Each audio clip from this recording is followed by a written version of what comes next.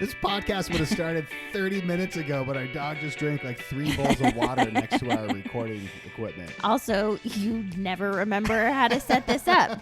I am a professional. And I know you say it's because, we're moving the equipment around. But you know what? When we were at our house and it stayed in the same spot, we had the same problem. I know.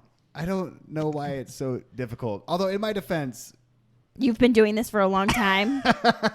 Is that what you were going to say? In my defense, I'm a professional in radio. Gosh. We have to... listen, the podcast equipment... Here's a little look. It doesn't take much. Just a couple microphones, a little thing that puts the audio together, and then it goes into the laptop, right? Yeah. So you would think it would be easy. But it's not. It's very difficult each and every time. And we...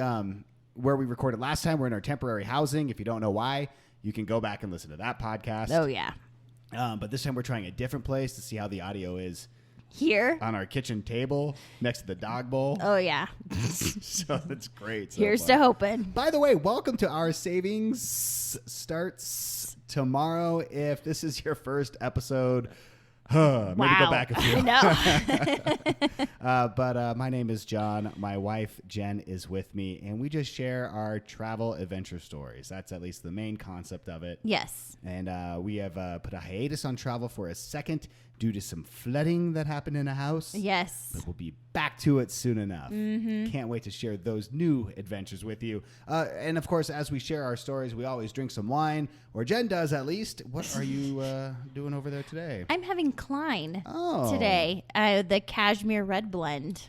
I swear Klein is the place. We had like a former prison warden pouring our wine when we went to Klein. I think you're right. He had some crazy stories. Yeah. Uh-huh. Yeah. Nightmares. That was like a really cool wine tasting experience that we had there. I have no clue if he was telling the truth or not. It doesn't matter. He's like an Uber driver. Yeah, he was so entertaining. Yes. The entire time. So I really enjoyed him. We thought today we'd do something different for our podcast. A lot of times we just recap our trip as a whole and we tell you little travel tips or adventure stories, and that's kind of what we do. But this time around, it's a little bit different because when we were doing our Las Vegas one, we kind of ran out of time. Yeah. Because we really try to keep these podcasts to 20 minutes. You're always rushing me. Well, I just feel like, how much do we really have to say? So, keep them wanting more. Right. Yes, exactly. There's not many of them. We don't want to wear them out. And we didn't talk about the taxi cabs. Yes, I know. Vegas. I was very upset about that. And it was like one of the things you had on your notes. You never bring notes to the table. Nope. You just bring a bottle of wine. That is your... I'm sorry. That's what you do. And then you judged me for my job. Uh-huh. But I can't do everything, John. We didn't really get to talk about taxis and Ubers in Vegas. And when we were in Las Vegas, and again, you could go back and listen to that episode, there weren't a lot of taxis. No. Or Ubers. No. It was during the pandemic. Yeah. Kind of. I felt like there wasn't a lot of either. No. Like normally there's a lot of both. There wasn't a lot of either. And but both were not great options. We actually waited in a taxi line for like 20 minutes. And then we're like, okay, we'll just get an Uber. Yep. And so we got the Uber. And by the time our Uber arrived, the people who were in front of us in the taxi line, they had gotten on there. Yes. We should have just stayed where we were. We should have stayed in the taxi line. We got impatient, though. Yes. As we do. I know. Yeah. So it's an ongoing kind of argument, though, between you and I, taxi versus Uber. Or Lyft or any whatever of those it is. Yeah. rideshare. Yeah. Yeah. Yeah. Go ahead. I'm against it. You're against rideshare. I am. Yeah. Even though everyone else is fine with it. I know. Why? I feel unsafe. Much like Mexico. Oh my gosh. I could be taken at any time. Yeah, you feel like you're just getting in a stranger's car. Yes, you are. You are literally getting into a stranger's car. These people have not been vetted. I'm sorry. Nor do they sometimes. Some are great drivers. But I will tell you more and more, I'm getting to sketchier cars each time with sketchier drivers. Yes. Then back when like rideshare started, it was like everyone was doing it and they'd have like mints in their car. I swear, like bottles. the first few times that I ever did Uber, it like I don't think there was like a difference between Uber XL and like the different that choice. like premium or whatever. Yeah. I felt like I was always getting in very nice cars. We were getting like town cars. Yes. Mm-hmm.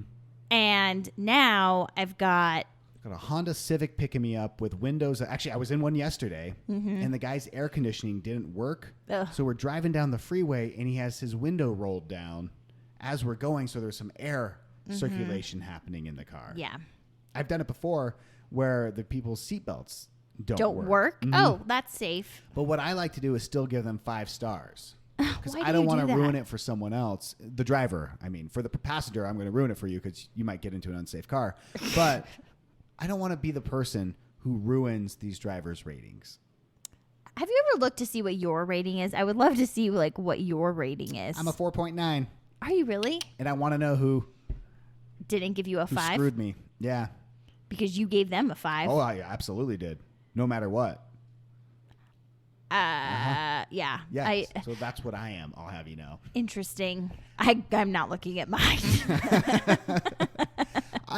I don't know. I understand what you're saying. You don't like to get in them if you're by yourself. I definitely do not like to go by myself. If we're with a group, I get that it makes sense.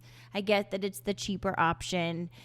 I get that, like, unless you're living in New York Vegas. Or downtown, like on the strip in Vegas, right? Like, when do you ever even see taxis? How hard it was to get a taxi back in the day? Like when we'd go to bars.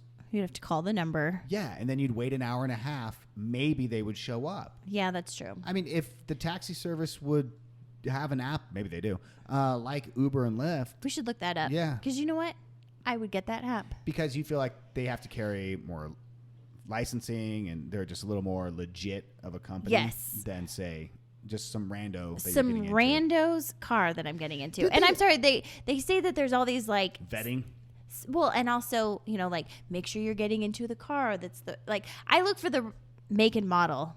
That's it. Oh, yeah. I'm not like reading the license plate. I don't know. That's on me. Supposed to say like Tim, and then they're supposed to say your name. Yeah, and Jen? of course they'd be like, "Yeah, I'm Tim." I'd be like, "Cool." Here we go. Yeah. Rock and roll. You know why? Because anytime I get in one, I'm hammered. It's true. It's true. You know what my favorite part though about like an Uber and Lyft driver is? They all have the most fascinating stories, like the warden. Yes. They all are millionaires who are doing this as a side job. I've never not met a millionaire. Actually, no, we met one guy whose wife died, and that was very sad. It was like the worst. We're having a good time. We're leaving a bar. We're laughing. Yeah. And this poor old man driving us home starts talking about how his kids told him he should do this because his wife died, and he's just been sitting around the house. And now we're like just bawling. Yeah, we're vested in his story, and he showed us like a trailer that he just recently bought. He was driving a very nice truck. Yeah. He drove us around in a nice truck. He maybe he made the whole thing up because we tipped him a lot. Maybe that was his thing. Maybe he didn't give you 5 stars. Maybe he's the guy. He's the guy. You know what happened last night to a friend who showed up where we were all meeting to go out. Uh-huh. He pulled up in a truck, the truck that reminded me of it, and had to get out. There was no back seat. He literally sat next to the driver. What? There was a time when like they would check these cars. No, it was just like a truck, and he was like, "There's no back seat." I asked the guy where I'm supposed to sit, and he was like, "Saddle up, partner." Oh. Could you imagine if that was you? No. You say pass. Yeah. Yeah, I know. And you can't do that because they'll like. Then you get a bad review. Yeah, you get a bad rating. Yeah. I know. All right. I personally, especially in these bigger cities too, I enjoy the taxi experience. Well, it's their job. It's their full-time job. Mm-hmm. Like they know the places. Yeah. I don't know. I don't know. This episode brought to you by Lyft. Use the keyword "our savings starts tomorrow." Okay, we're supposed to debate about more than just that one. Yes. Airbnb versus hotel. Oh gosh, this is another one that people are not going to be pleased with me. Well, if you don't like getting into a stranger's car, why are you going to get into a stranger's house? Exactly. Not safe. A hotel room is just as disgusting as someone's house. I don't know that.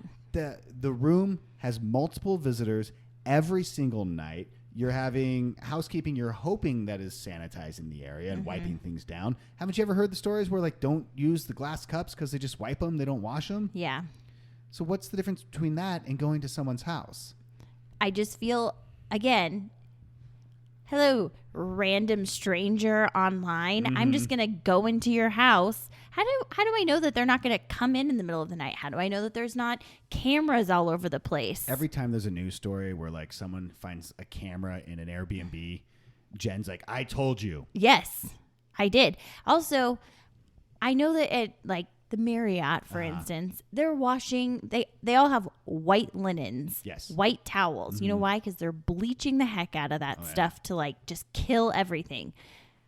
But you go to John Doe's house and you know what? How do I know like what they're using to sanitize, if they're even using anything, to sanitize their linens and their towels and things? I'll tell you why. We went to an Airbnb once and the sheets had not been cleaned. There was like hair in there. It was like disgusting. And that's when Jen stopped going to It was like our first Airbnb and our last Airbnb. No, it was not our first, but it was our last. It was definitely the last one. Well, at least for now. And I get it. When you're with a group of people, it makes so much sense. I also, I don't understand the people that are like, I just want to be like immersed into whatever. The neighborhood? Yes. You don't want that. I don't. I think you and I both we want the hotel experience. We want to go to a place where there's a lobby and ride the elevator up and yeah. But I think some people want to like cook their meals. Well, you know what? I guess if I had the luxury of being on vacation for like a month, then sure, that would be great. But you know what? We travel like, I feel like normal people where we maybe go for a week. Okay. And if I wanted to grocery shop and pick up after myself, I would just stay at my house. I do agree that if you're with a group, though, you go to a cool house. Like our family once rented an Airbnb. It was like a mansion on the water. Oh, yeah. That place was really cool. That was cool. Yes. And that was really cool. We all had like our own room and stuff. And then it's worth it. Yes, I agree. I did look once because I saw some Airbnbs that overlook Central Park. Like in New York. And I'm like, cool. that would, because then it's an experience you're not getting every day. You're not just living in some house in a neighborhood. Right. You're actually having something that you can't get unless you're staying at the plaza. Right. And these were cheaper than staying at the plaza. So okay. I'm like down. And we've been to New York before. So I feel like, okay, sure. We've kind of done the tourist, like a lot of the touristy things. If we wanted to go back, I could see that. And you know how small the rooms are. Even tiny. Even like the nice hotels have tiny rooms when you go to New York. All right. Which is better? First class versus comfort versus coach versus Delta One. Oh, gosh. Let me start. First class is the most overrated. Maybe at one time first class wasn't, but we've been upgraded before because we use like our points for everything. Yeah. And it sucked. I've never been on first class and like, oh, I'm glad we're using these many points. Right. Well, pre-COVID, first class really meant something. Did it? I think so. Like you would get actual meals and you would get your drinks in glasses and I don't know, like they greeted you, they brought you a drink before you even took off, and now Did it's you give like you a warm towel also? Yeah. I just go from the movies. Yeah. You've been in first class No, before. I've Why never are you had that stuff. I'll tell you my first class experiences. One, you and I flew on first class from Salt Lake to Vegas. It's a 45-minute flight, and there's so much turbulence, no one even got up and gave us a drink. Yeah, that was upsetting. And then it's been since the pandemic. I thought you flew first class like from Pensacola to... in a radio thing. Yeah. That was fun. Okay, I didn't get it was a cheap airline. Okay. I didn't get any of that stuff. Oh. No, I got free drinks. They cut me off. Okay. Well, I mean, I don't want to sound overly bougie, but I've flown you're first not gonna class. sound overly sure. Go ahead. A couple of times. We stay only at the finest of hotels. RC Beans starts tomorrow. Yeah, I felt like it kind of meant something. Yeah. But I like to get upgraded. Well, yeah. I don't think that it's worth the money unless it's a longer flight. And honestly, unless you're traveling like 6+ hours, I think comfort is more than and obviously we're talking like the Delta has like comfort. And I know we're kind of Delta snobs because of where we live. Yeah, it's a hub here, but it's whatever. Most airlines now have that comfort type place. So it's not first class. It's not coach. You get a little more room. Mm-hmm. And also you usually get like free drinks. Yep. That's about it. To me, that's the best spot. Oh, and I like to be able to get on. That's another thing. Yes. You want to get on boarding. first because then you can get your bags on. Just the fight that happens about bags these days. I cannot. Yeah. Yes. So it's just better to get on, have your spot that you get to put your bag, and then you can relax. Yes. Coach is like the wild, wild west. It's like insane. Yes. So yeah, I don't know. We tried first class with the kids when we flew to Florida. Yes, they had been talking about first class, and so they were very like excited. Well, they didn't even know. We surprised them. Right. Remember, we totally surprised them. They didn't even recognize we were in first and class. we're like, "Do you know where we are?" And they're like, on like the plane, a crappy airplane. I don't know. Yeah, and we're like, "This is first class," and they were like, like looking around. Afterwards, Ella was very disappointed because she thought that there was going to be a harp player. Me too. She also thought there was going to be a chandelier. You know, if you look at the old like 1970s planes, though, they'd have like that stand-up bar you could go to, smoke a cigarette. And my gosh! And then remember, like they didn't even have food. No, they just did the snack boxes. You got like a snack box for free. Box that you pay $9 for. Yes. Anywhere else. And we thought that we were going to get at least like a sandwich or like a little more substance, and there wasn't anything. So then our son asked for a second snack box, and I was like, "We're in first class. Of course they're going to give you one." They didn't. No. It was the worst experience. It was bad. Yeah, that was bad. Our kids were very disappointed. So I'm telling you, comfort is the place to go. Comfort if you get upgraded, great. Good on you. Yes. But it's worth the extra $35. $50, I feel like. Whatever it is for the flight to fly comfort compared to coach. Agreed. Now, this all being said. Yes. I don't want some bougie. Gosh. But when we flew to Hawaii, it was direct from Salt Lake to Honolulu, and it was our anniversary trip, and we used all of our points we had, and we flew Delta One. Yes.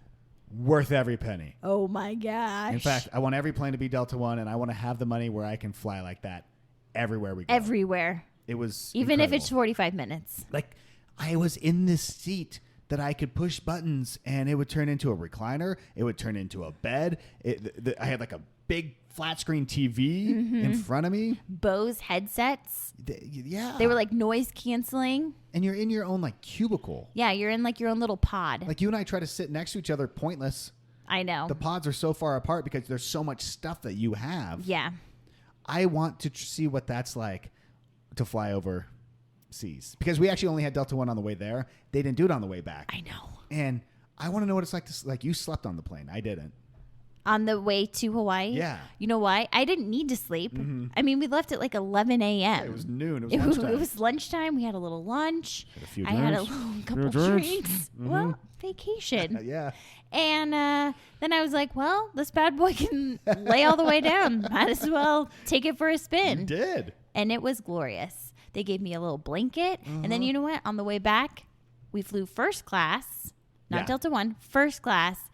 And I didn't even get a damn blanket. No. I was freezing. I know. The seat did not recline. No. It was horrible. I'm pretty sure on Delta One, I also had like, I don't know if it was I had my own flight attendant or what, but that guy was over there every 5 minutes, like petting my head, singing sweet nothings into my ear. Did you get that, or was that just a special thing I had? I think just you. Okay. I don't know. The lady was she was tolerant of me. I think the person in front of her exhausted her, and I think she was nice enough. No, he like gave me a shoulder rub, I think, at one point. Oh my gosh. Very nice. Interesting. I Right. loved my experience. All right. Well, so I don't know. If you ever have a chance, it's definitely worth it. It's fun. It's like a special occasion, right? It's like going to a nice restaurant. Yes. I wish we could say we did it all the time, but that's definitely not how it works. Hey, before we finish our podcast, because it's about that time, I did want to say thank you for all of your nice reviews, including one from PC Jess that says, a breath of fresh air, 1 star for every ounce of Elijah Craig Jen must have had during the episode Curse of Pele. Straight up, such a fun podcast. Jen is hysterical, and Jon is just as good. Oh. All right. Well, Well, I think that. Thank you. Love listening to your adventures and mishaps. So isn't that cool? That is so nice. If you've listened to this and you haven't given us a review, please do so. Yeah, do it. Helps us, yeah. Or just tell a friend. And then tell another friend. And then another friend. And then you keep calling your friends down your phone tree. Yes. So everyone has heard about this show. Yes. And follow us on Instagram. Yes. Our savings starts tomorrow.